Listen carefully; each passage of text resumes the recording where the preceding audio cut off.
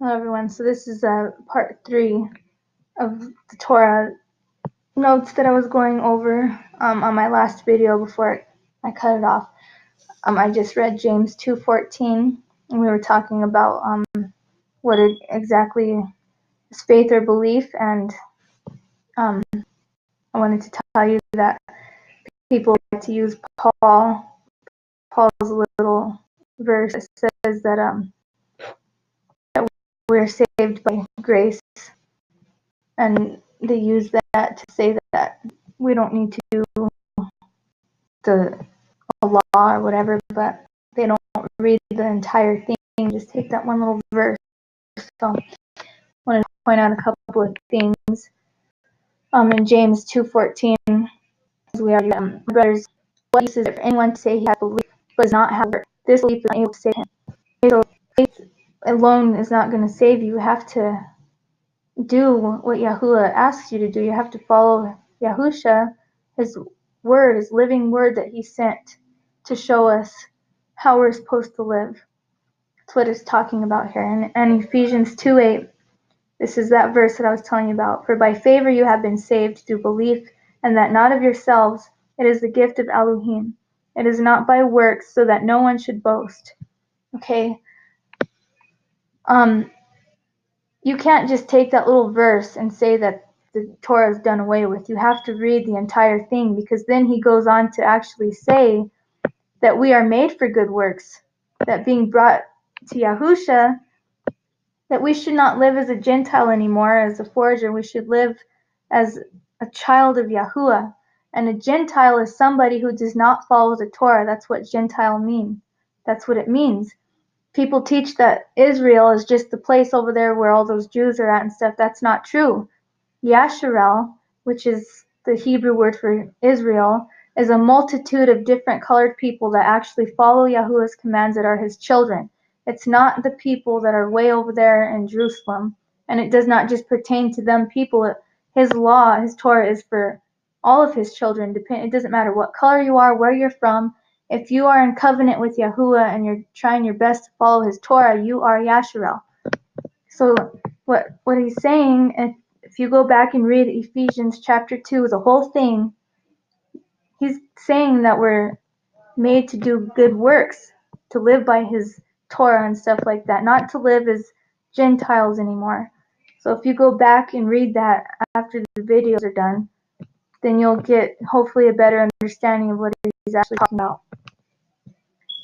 And then we're going to look at what Yahusha's message was again. And we went over this in the last video. We're going to read it again. Not everyone who says to me, Master, Master, shall enter into the reign of heavens, but he who is doing the desire of my Father in heavens. Did you hear that? It said he who is doing the desire of his Father, his will, his Torah. Many shall say to me on that day, Master, Master, have we not prophesied in your name, and cast out demons in your name, and done many mighty works in your name? And then I shall declare to them, I never knew you. Depart from me, you who work lawlessness. And we already went over what lawlessness means. It means disobedience. It means sin. What is sin? And we read that in the last video. Sin is the transgression of the Torah. It's not following it. It's being disobedient to it.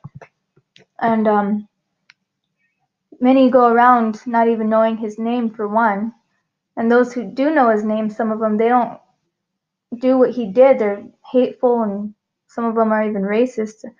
But, you have to show Yahuwah by the way that you are. And Yahusha came to show us that and to teach us that. And we're supposed to follow him. We're supposed to live like him and do what he did. He didn't do it all for us just so that we can go and fry up some pork chops and not keep the Shabbat and do whatever because we say, oh, he already did all that. No, he did not teach that. No, he didn't just do that for us so that we can be sinful. We don't know him. You don't know him if you don't know what he taught and what he came to do. If you understand what he's telling you and you know him, then hopefully we won't hear this. Hopefully we won't hear him say, I never knew you, because that's scary. This is an important message, which is why I wanted to bring it up again. And we've seen again, this word lawlessness is disobedience. And sin is disobedience to his Torah. This is what he taught, so I don't understand why people are teaching that his Torah was done away with, because it's not. So we're going to look at this here in Matthew 23:1. Then Yahusha spoke to the crowds and to his taught ones, saying to the scribes of the Pharisees, sit on the seat of Moshe, which is Moses. Therefore, whatever they say to you to guard, guard and do, but do not do according to their works, for they say that, and do not do, excuse me. And then he says, he's talking about, okay, when, like I said in the last video, I'm just going to point something out real quick. The Pharisees, yes, they do keep the Torah, but they also keep the oral Torah, the oral law, and that's not from Yahuwah, that's the tradition of men. That's why Yahusha is pointing out Moshe here, saying to, guard what they're talking about for Moses, but don't do it according to their works. And what he's talking about here is not by the tradition of man, the oral law. He's talking about Yahuwah's law, because we don't need some Jewish dude to write out how we're supposed to do everything, and you can't turn on a light bulb on the Shabbat, or you have to rip up your toilet paper and stuff like that, or you have to wash your hands before you eat, and your zitzi has to be a certain way. That's examples of the oral law, of a man telling you what you need to do and how you need to do it in order to follow the Torah. And that's not like the Talmud and the Kabbalah and all that, and Judaism. That's not of Yahuwah, that's man-made stuff. And this is what Yahusha was talking about. So when he says, for they bind up heavy burdens hard to bear and lay them on men's shoulders, but with their finger they do not wish to move them. He's talking about the oral law. He's talking about how all their man-made traditions and stuff are heavy burdens, which they're ridiculous if you look at some of them. It's saying that you can't use toilet paper, that you have to rip it up in a certain way, and you can't turn on a light bulb, and you can't start your car. It's just ridiculous. That's nowhere in the first 5 books of how to keep the Shabbat. That's man-made stuff, and that's what he was talking about here. But he does point out that you should keep the Torah of Moses. So if you want to study that and pray about it, I wanted to point out, because people get confused on that.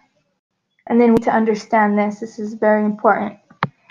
So in 2 Timothy 2:7, it says, think over what I say, for the master, she's talking about Mashiach, shall give you understanding into all this. And if you look at Luke 24:45, it says how the Mashiach opens your mind to what he's talking about, because some people don't understand what they're reading, and they're going by what other people are saying, and they're just not understanding what scriptures say. But if you're actually seeking it, Yahusha will open up your mind and your eyes, and he'll help you understand what exactly it's talking about.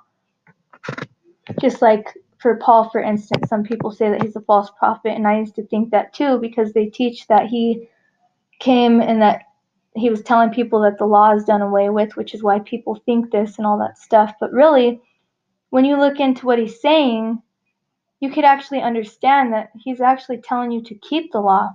He's against the people that are not keeping the Torah. And there's the law of man, and there's the law of Yahuwah, and he's actually teaching you to keep that. And Yahusha will open your eyes and reveal that to you as you keep learning and stuff like that. And if you actually want to seek him, he'll show you. And then we're going to look at John 6:37, and it says, all the Father gives me shall come to me, and the one who comes to me I shall by no means cast out. So I'm going to go through the rest of these verses with you, and then I'm going to explain to you the true gospel of Yahusha, and not what they teach to you at Sunday church. I might need to make part 4, depending on how much time I have left on this video, but I'll try to go through as much as I can. John 14:16, and I shall ask the Father, and he shall give you another helper to stay with you forever. And the Spirit of truth, whom the world is unable to receive because it does